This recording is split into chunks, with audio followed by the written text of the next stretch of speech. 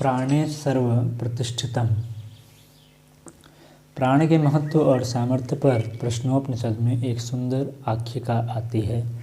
अथर्ववेद के पिप्पलाद सांख्य ब्राह्मण भाग के अंतर्गत आए इस उपनिषद में सुकेशा, सत्यकाम, सौर्यायनी, आश्वलायन, भार्गव और कबंधी 6 ऋषि महर्षि पिप्पलाद के पास पहुँचते हैं और उनसे भिन्न भिन्न प्रश्न पूछते हैं। महर्षि सबके प्रश्नों का अलग अलग उत्तर देते हैं। इनमें भार्गव ऋषि का प्रश्न है कि कुल कितने देवता प्रजा को यानी प्राणियों के शरीर को धारण करते हैं, उनमें से कौन कौन इसे प्रकाशित करते हैं, और यह भी बतलाइए कि इनमें सर्वश्रेष्ठ कौन है। इस प्रश्न के उत्तर में महर्षि पिप्पलाद कहते हैं कि सबका आधार तो वैसे आकाश रूप देवता ही है, परंतु उससे उत्पन्न होने वाले वायु, जल, अग्नि और पृथ्वी, ये चारों महाभूत भी शरीर को धारण किए रहते हैं। यह स्थूल शरीर इन्हीं 5 महाभूतों से बना है, इसलिए यह धारक देवता है। 5 कर्मेंद्रियाँ, 5 ज्ञानेंद्रियाँ और अंतःकरण चतुष्टय, ये 14 देवता शरीर के प्रकाशक हैं। इस प्रकार 19 देह को धारण और प्रकाशित करते हैं।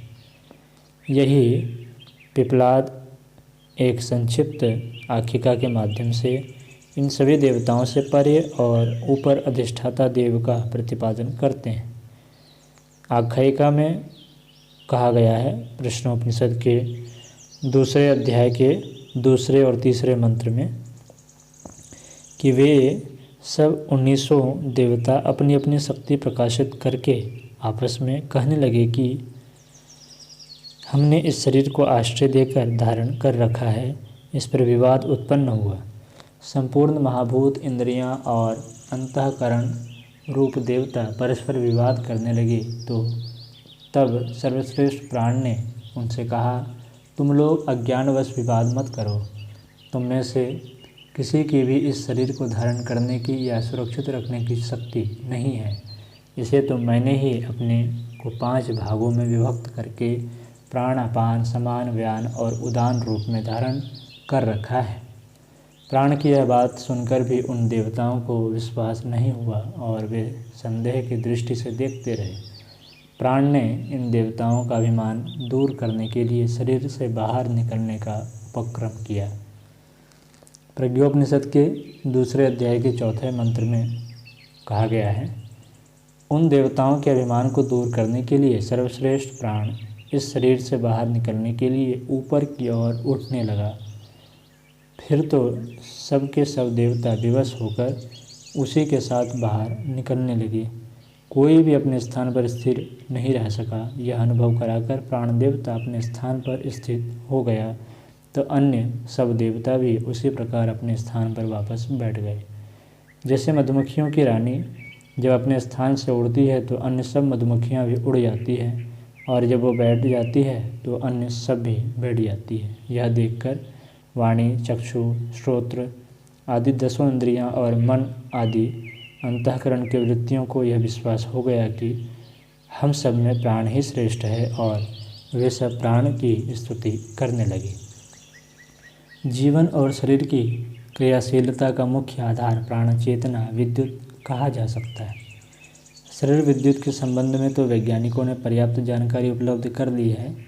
शरीर में असंख्य नसनाड़ियाँ नदी नालों की तरह बहती हैं और श्वास प्रश्वास के अनेक ज्वार भाटे उठते रहते हैं। मस्तिष्क इन गतिविधियों को नियंत्रण करने वाली देह विद्युत का उत्पादन केंद्र जनरेटर कहा जाता है। मस्तिष्क का जनरेटर और हृदय का पंपिंग स्टेशन मिलजुल कर जिस स्तर की ऊर्जा उत्पन्न करते हैं उसे मानवीय विद्युत कहा जा सकता है। इस बिजली से शरीर और मन मस्तिष्क की अगणित हलचलों का क्रम चलता है। प्राण शक्ति इस मानवीय विद्युत से भिन्न है, उसे चेतन विद्युत कहा जा सकता है। ब्रह्म के अंशधर जीव का चिंतन परक एवं संवेदनात्मक गतिविधियों का उभार एवं अवसाद इसी प्राण शक्ति की प्रखरता पर निर्भर करता है। इस प्राण शक्ति की प्रखरता ही शरीर में संव्याप्त होकर उसे ओजस्वी बनाती है। मन संस्थान में वह उभरती है तो मनुष्य मनस्वी दिखता है और अंतःकरण में उसका समुचित समावेश होने पर मनुष्य तेजस्वी बनकर अपने आत्म तेज से समीपवर्ती वातावरण को प्रकाशित और प्रभावित करता है। गायत्री साधना का उद्देश्य इसी प्राणशक्ति का, आत्म तेज का, ब्रह्मवर्चस्व का अभिवर्धन करना है। इसी शक्ति को अर्जित कर मनुष्य सामान्य स्थिति से उठकर महर्षि, राजर्षि, देवर्षि और ब्रह्मर्षि स्तर तक पहुँचता है। जीवात्मा को क्रमशः महात्मा, देवात्मा और परमात्मा स्तर तक ऊंचा उठा ले जाने वाले प्रचंड ईंधन के रूप में इसी प्राणशक्ति का उपयोग और संचय करना पड़ता है। यूँ प्राणशक्ति सभी मनुष्यों और प्राणियों में रहती है। बिना धन के जिस प्रकार निर्वाह चल पाना कठिन है, उसी प्रकार बिना प्राणशक्ति के जीवन क्रम का चल पाना असंभव है। धन की आवश्यकता सभी को रहती है और थोड़ी बहुत मात्रा में वह प्रत्येक मनुष्य के पास रहता भी है।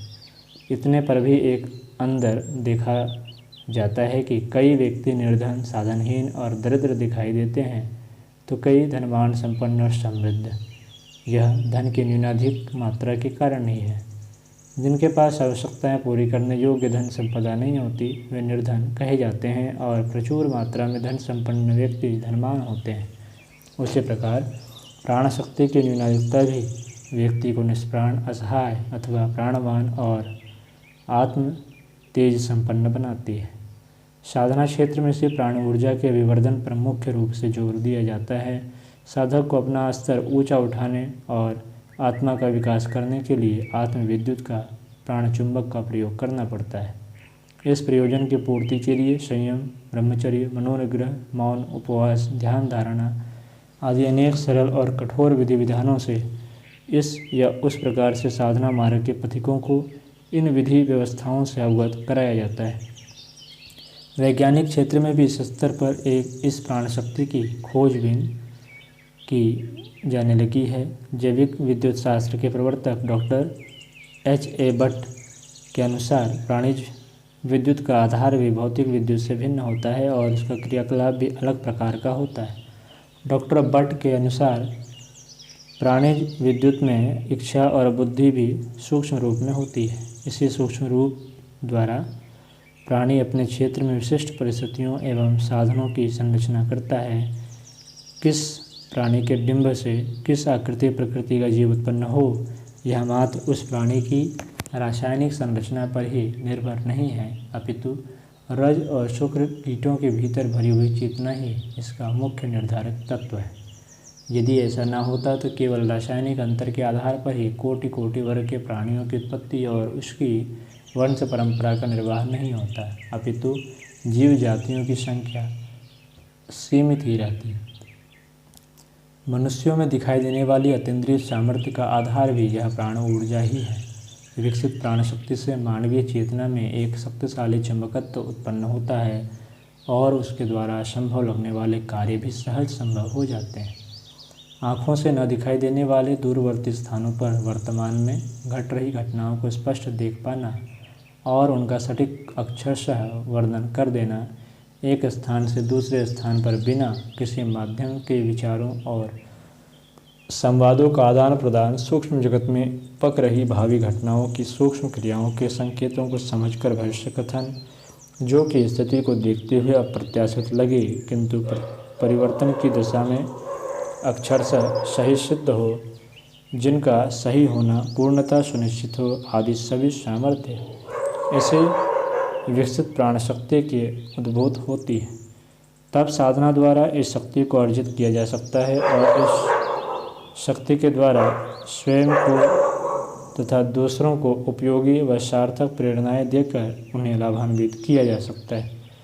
प्राणशक्ति का विवर्धन करने में गायत्री साधना को सर्वश्रेष्ठ बताया गया है, क्योंकि एक तो यह बहुत सरल भी है, हर कोई व्यक्ति इसे बड़ी सरलतापूर्वक कर सकता है। दूसरे, गायत्री द्वारा विराट ब्रह्म से, विराट प्राण से सीधा संपर्क स्थापित होता है। गय कहते हैं प्राण को, जो प्राणों का त्राण उद्धार करती है, प्राण चेतना को परिमार्जित और अभिवर्धित करती है, उसे गायत्री कहते हैं। प्राण का महत्व बताते हुए ऋषि ने गाया है, रथ के पहियों की नाभि में लगे हुए अरों की भांति संपूर्ण ऋचाएँ, वेद मूर्ति, यज्ञ और ब्राह्मण, क्षत्रिय आदि सबके सब प्राण में प्रतिष्ठित है। आज की कक्षा में इतना ही। अगले शीर्षक की चर्चा अगली कक्षा में करेंगे।